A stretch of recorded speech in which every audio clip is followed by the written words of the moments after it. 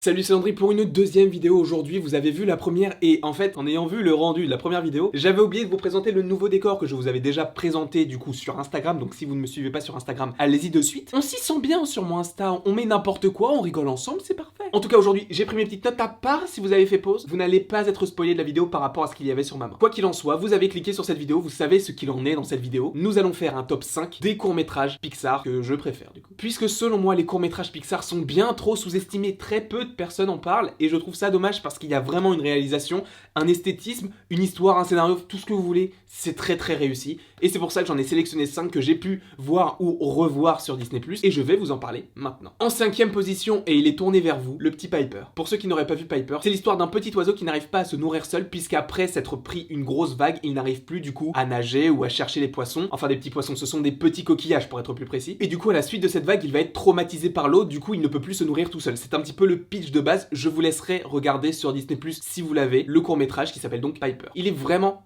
très bien réussi, et comme je l'ai dit dans la vidéo précédente en rapport avec le voyage d'Arlo, l'eau dans l'animation c'est quelque chose qui est ultra compliqué à faire puisque c'est quelque chose qui n'a pas de forme. Ça peut bouger dans tous les sens en fonction du vent, en fonction des forces qui existent autour et qui peuvent exercer donc une certaine pression, une certaine puissance sur cette même eau. Donc par exemple quand le petit oiseau va dans l'eau, il faut vraiment faire attention aux détails, à la précision du geste quand ses petites pattes, puisque c'est vraiment ultra réaliste et c'est vraiment ce qui est le plus compliqué à faire en animation. Et au-delà de la maîtrise esthétique, le scénario, bon, bien qu'il ne soit qu'un court-métrage donc on ne peut pas exploiter la même chose qu'un long, mais c'est vrai que c'est très intéressant. Et c'est pareil, tous les Pixar ou tous les courts-métrages Pixar ont vraiment une morale pour nous faire réfléchir sur ce qui se passe en fait, sur notre condition humaine. Puisque là, Piper reflète la volonté de l'homme, ou plutôt de l'animal dans ce cas-là, mais c'est nous, humains, qui allons voir le film, puisque j'ai jamais vu d'oiseau aller au cinéma. Et ça nous fait donc réfléchir sur la condition humaine, de savoir si l'homme peut affronter ses peurs. Et ça, je trouve ça extrêmement bien tourné de la part de Pixar, et c'est là où ils puisent toute leur force. Donc leur stratégie, c'est de proposer un court-métrage qui, de base, selon l'avis populaire, est pour les enfants, mais les adultes, ou même les enfants aussi, même si, bon, les adultes seront plus à même à comprendre ceci, mais du coup les adultes pourront eux comprendre plus rapidement la morale de l'histoire. Et ça je trouve que c'est vraiment très intéressant de la part de Pixar et c'est le cas du coup pour tous les Pixar. Et j'en ai déjà parlé précédemment, mais je vais encore en reparler film par film pour vous dégager en fait l'histoire qu'il y a derrière l'histoire que l'on a. Là comme ça peut paraître extrêmement étrange, mais juste pour illustrer mes propos, un exemple très court, qui sera donc le sujet d'une vidéo qui arrivera bientôt. Monstres et compagnie, c'est l'histoire de monstres qui font peur et qui utilisent les cris des enfants comme énergie. Mais ce qu'on peut aussi comprendre de tout ça, ça peut être aussi la maltraitance enfantine pour les grandes sociétés. On sait qu'il y avait des problèmes avec Nike il y a quelques années, alors je ne sais pas s'il y en a encore, mais c'est vraiment ce genre de problème que cherche à pointer Pixar. Oui, il y a une histoire de monstre, mais le fond du problème, c'est l'instrumentalisation des enfants pour construire tout type de choses pour faire fonctionner le monde. Alors que je le rappelle, ce ne sont que des enfants. Mais en tout cas, ça, on en parlera plus tard dans une vidéo dédiée. Mais donc du coup, passons au 4e film. Le 4e film n'est pas tant sur l'histoire, même si l'histoire est assez mignonne, mais c'est vrai que c'est assez basique, mais c'est vraiment plus sur l'esthétisme, les couleurs, puisque ça se passe vraiment dans un monde sans expression, sans couleurs. Le blanc, le noir, le gris dominent vraiment ce court-métrage. Seulement, il y a 2 parapluies qui sont eux colorés. Mais du coup, les 2 tombent amoureux et ils font tout pour que leurs propriétaires, eux aussi, tombent amoureux pour finir leur vie ensemble. L'histoire est très jolie et c'est aussi un petit peu l'histoire des 101 Dalmatiens. D'un point de vue esthétique, je vous laisserai en juger par vous-même si vous avez la chance d'avoir Disney+ pour pouvoir voir ce court-métrage, mais c'est vraiment très beau. Nous allons passer tout de suite au 3e court-métrage qui s'appelle Float et que j'ai découvert sur la plateforme Disney+.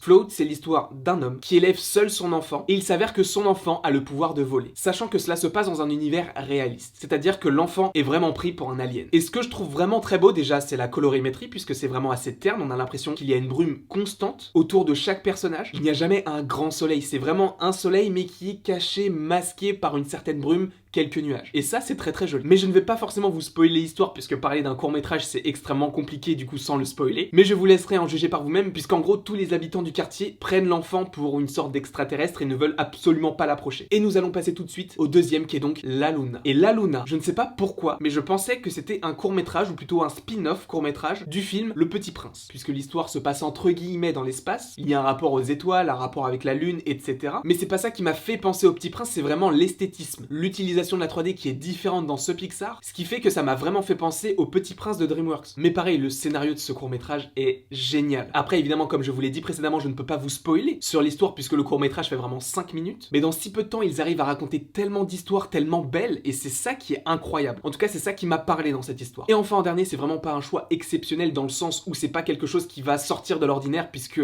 je sais que beaucoup de gens l'ont aimé, c'est Bao. Bao qui est l'histoire d'une petite dame et son mari qui vivent ensemble paisiblement. Et un jour, alors alors que la petite dame fait justement un bao, il prend vie. Je ne vais pas forcément vous spoiler encore une fois, mais ce court-métrage, ça a vraiment un rapport fort entre parents et enfants. Le lien est extrêmement fort, si bien que ça fonctionne extrêmement bien. Et je vous le conseille d'autant plus puisqu'il est un petit peu plus long que les autres. En tout cas, je ne vais pas forcément trop parler sur bao, parler de l'esthétisme, un mot que j'ai dit au moins 50 fois dans cette vidéo. Mais donc en tout cas, je vous conseille, je ne vous force en rien, mais je vous conseille d'aller voir ces courts-métrages si vous en avez la possibilité. Ils sont vraiment très beaux, vous allez vraiment passer de bons moments, vous questionner aussi, pas forcément sur la vie en général, mais sur des choses que Pixar veut démontrer et potentiellement arrive chez certains. Chez moi, ça fonctionne, mais peut-être que pour vous, ça ne fonctionnera pas. C'est en fonction du degré de chacun. Mais en tout cas, par rapport à tout ça, j'espère que cette vidéo vous aura plu. N'hésitez pas à l'aimer, à la partager, à la commenter et à vous abonner, ça me ferait évidemment très plaisir. Et il ne me reste donc plus qu'à vous dire à la prochaine pour la prochaine.